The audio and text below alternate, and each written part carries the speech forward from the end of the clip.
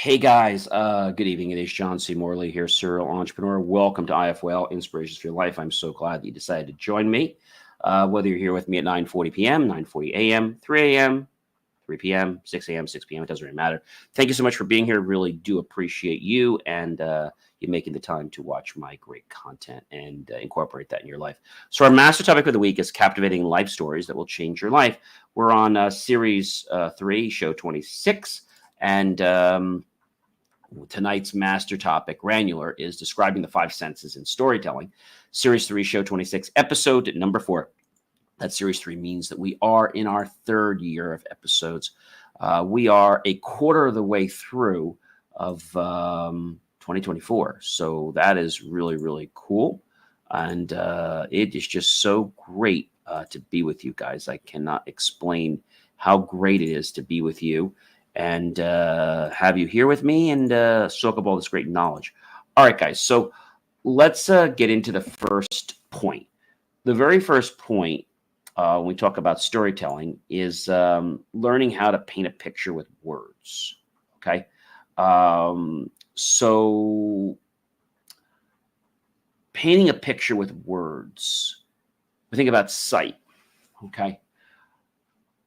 When I got off the bus, I immediately looked at the horizon and gazed over at the rainbow from the left to the right with every single color you could imagine in a rainbow. Obviously, those of you who have maybe never seen a rainbow before say to me, hey, John, what colors are in a rainbow? And that's a great question. There are 7 colors in a rainbow. Okay. Roy G. Biv. You have red, you have orange, you have yellow, you have green, you have blue, you have indigo, and you have violet. And I was able to look at that rainbow. The rainbow had just started to form because there was a little rain before. And then the rainbow just started to come out. And this was actually present because there was a boat literally starting to pull up. And it was like over the boat. You could see it. And so as we all got off the tour bus, you know, we immediately noticed the green grass around us. We could also see all the people, that were coming to gather at the rainbow. The was so vivid, very vivid.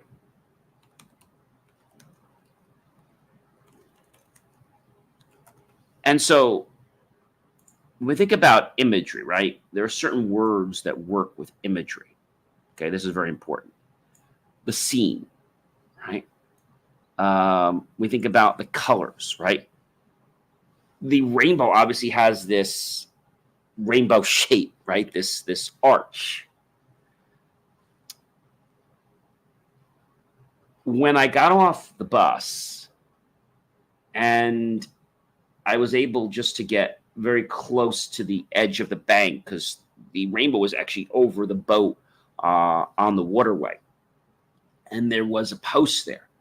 I took my right hand and I was able to put on that post and I could feel, the smoothness of the wood and the texture, being very careful not to get splinters, even though it was sanded very, very well.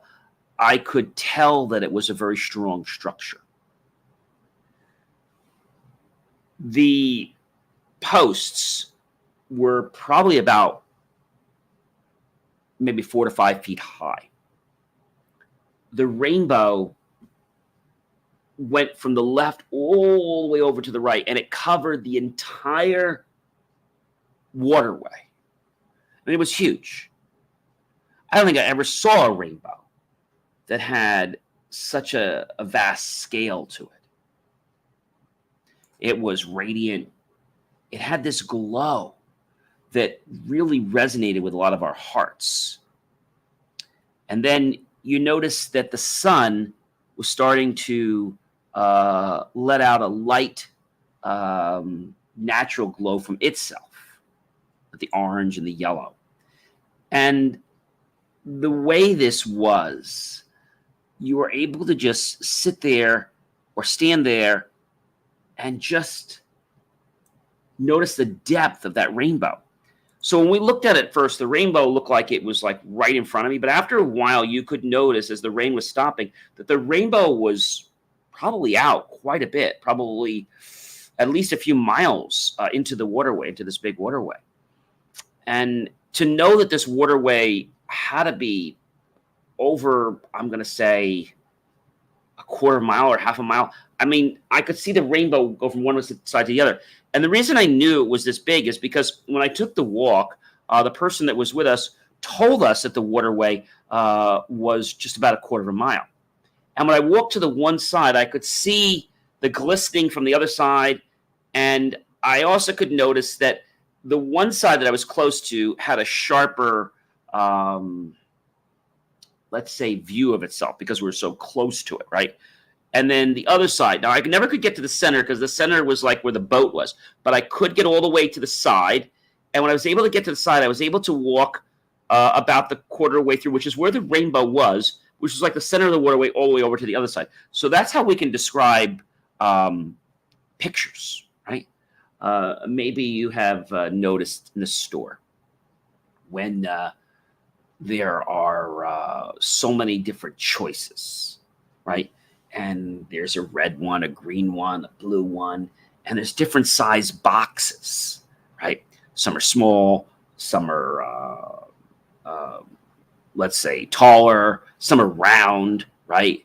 Some are square, some are rectangle, some are triangle. And so when I noticed the rainbow, and then I happened to notice the water droplets as I could just see them breaking before they even hit the water. Everybody was in awe over this rainbow. And so as you see myself telling you the story and hear the story of our trip, basically to discover hope and belief, we went to discover rainbows. We didn't know that was what we were doing. Now, the second thing that's very important when you tell a story is how to describe the sound. Now, as we got off the bus, right, and we looked at that very vivid rainbow, you heard everyone go, "Oh," like they were astonished, right? And as I was looking at the rainbow and really being captivated by it, I was noticing the birds as they fly past, right? And you could see them and you could hear them, right, with the sounds that birds make. I also noticed when they hit the water because I could hear their feathers hit the water. A couple of us took some rocks and we were closer to the bank and we were trying to skip the rocks like we did when we were younger. And that was amazing because when you got the skip just right, you not only saw it make different ripples on the water, but you heard the different ripple. That was really cool. So connecting a sound is something that a lot of people don't do. And just being there and noticing nothing for a moment, just being quiet, hearing nothing but a few birds, maybe a few ahs and ah. And nobody really said anything else. They were just taken back. I know I was taken back by this grand display. We were stopping because this was a typical rest stop for us. And what was a surprise was that when we had the rest stop to use the restroom, to the left was this beautiful waterway. And when the bus driver saw that there was a rainbow, he says, maybe we should explore this. And we did. And we got out and we walked. And there happened to be a guide with us on the bus. And he took us all through the rainbow. And this was amazing. So this was one of the greatest tours I've ever been on. I think you would have enjoyed this tour too. This tour took place, actually, where was I? This took place in New York. It was actually at a place called the Sagamore. Yeah, the Sagamore. The Sagamore Hotel in New York. Hotel. It was actually in Lake George. And every time now that I've gone to that hotel, I get captivated by the rainbows. I don't think there's ever been a time that I've gone there now after that trip where there hasn't been a rainbow. When you tell a story, you want to be able to reach and touch things, right? So you can explain that. So when I picked up the rock, I could feel the rock was smooth. The ones that were rough, I put them down because I know that from my experience of skipping, I need to have a very smooth rock, one that wasn't just smooth on one side, but all around.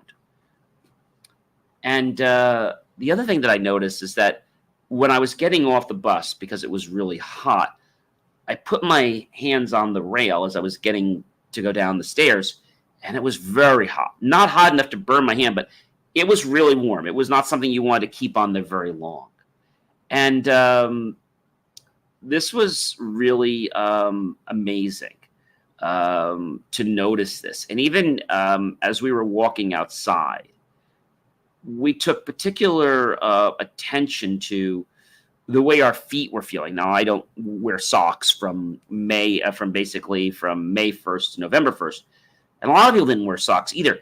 We could feel our heel, our toes in contact with the shoes because it was so warm out. I was wearing Docksiders. And, when we walked around where the water was, because we had to walk on the water, and there was some pebbles to get around by the rainbow on the side. It wasn't all dirt. You could hear that crackling of the rocks. And as we did, some of us got a little bit of water in our shoes, and, it made that soggy sensation. You know what I mean?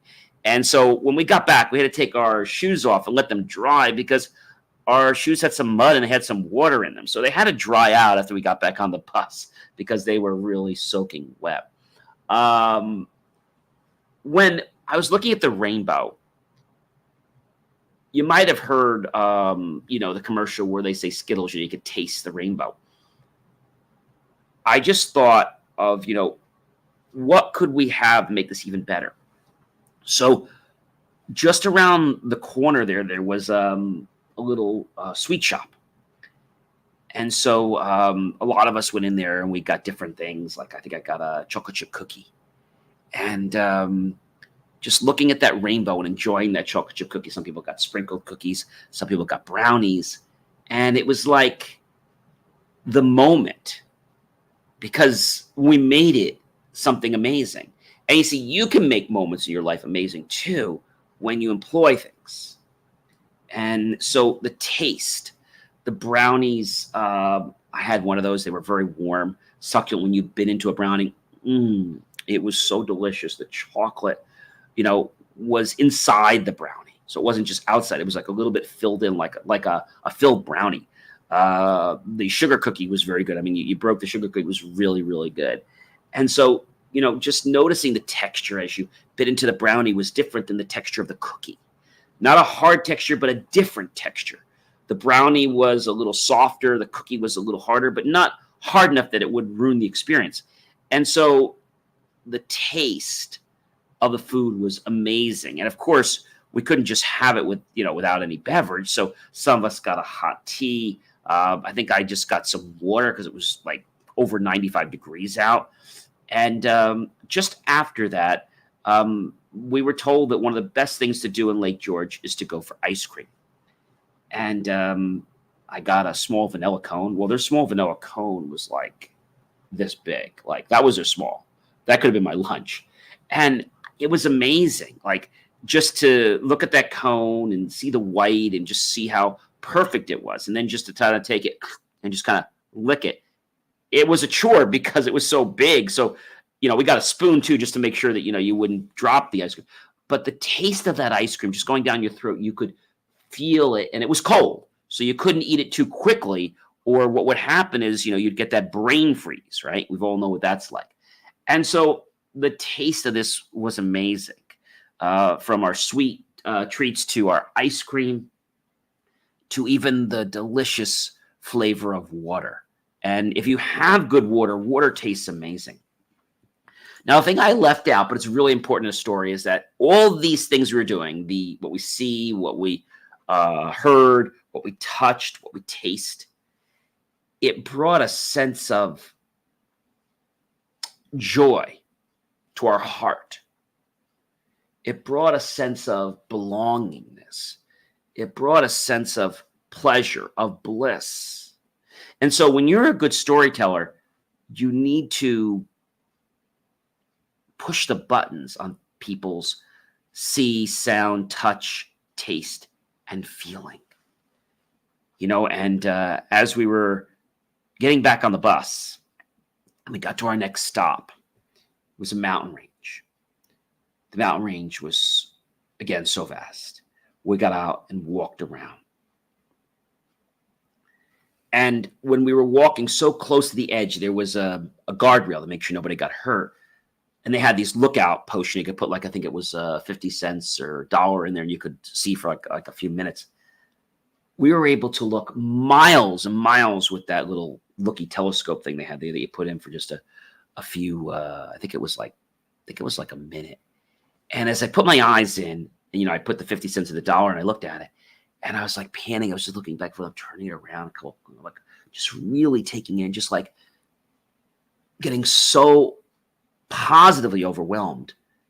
And as I'm just starting to look at a little bit deeper, thing goes, I'm like, what happened? And I put 50 cents in again because my time went out. And so the emotion that day of being on the bus, of that unexpected rainbow, of going on that little mini canyon, really wasn't mini, it was good size. It wasn't as big as the Grand Canyon, but it was pretty big. And just to notice the difference in temperatures between where we were at our cabin before we left to where we were outside of the restrooms by where we saw the rainbow by the boat was cooler. And then when we got over to this next stop by the crater, it was even colder. And the more we walked deeper into the crater, it got a lot cooler.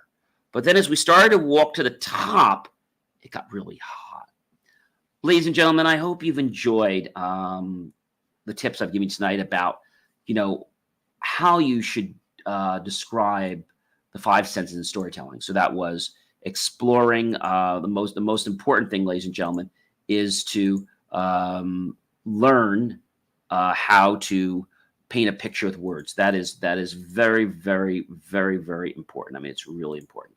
The next thing, ladies and gentlemen, that we talked about tonight is something that a lot of people don't realize, is that the 5 senses are very important. So what we see, what we hear, what we touch, what we taste. I could even taste, because the one place we were at, there was like some salt in the air. I could put my tongue out and I could taste the salt on my tongue. It was amazing from the water. And the emotions were running so high, not just with me, but with everybody. So when that trip was over, and every time I would tell the story like I did now, I feel like I'm right there on that bus. I feel like I'm right there standing at that rainbow. And I bet you probably felt like you were on this trip with me as well. That's what good storytelling is about. I hope you have an amazing rest of your evening, ladies and gentlemen. And you know what? I'm going to catch you tomorrow. So have yourself a fantastic one, and I'll catch you in another show. But do check out BelieveMeAchieve.com. More of my amazing, inspiring creations, and I'll catch you real soon. All right? Be well.